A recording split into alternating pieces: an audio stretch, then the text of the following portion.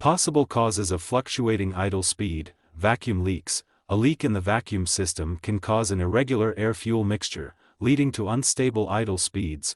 Faulty idle air control (IAC) valve. The IAC valve regulates the amount of air entering the engine while idling.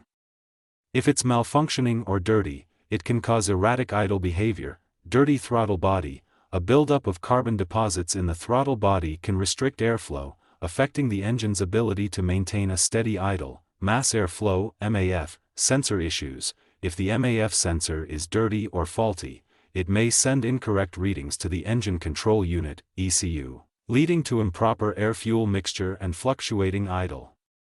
Fuel system problems. Issues with the fuel pump, clogged fuel filter, or dirty fuel injectors can disrupt the fuel supply, causing idle fluctuations. Engine misfire. A misfire due to faulty spark plugs, ignition coils, or other ignition system components can lead to an unstable idle. Bad engine sensors. Sensors such as the throttle position sensor (TPS) or coolant temperature sensor can affect engine performance if they malfunction. Exhaust system issues. A blocked or damaged exhaust system can create back pressure, which may affect engine performance and idle stability. Transmission problems. In automatic vehicles, issues with the transmission can sometimes affect idle speed, particularly if the torque converter is malfunctioning. Software issues. Sometimes, the engine control unit (ECU) may need to be reprogrammed or updated to resolve idle speed issues.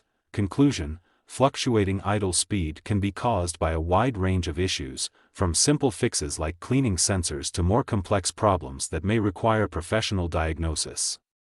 If you experience persistent idle fluctuations, it's advisable to consult a qualified mechanic to identify and address the root cause.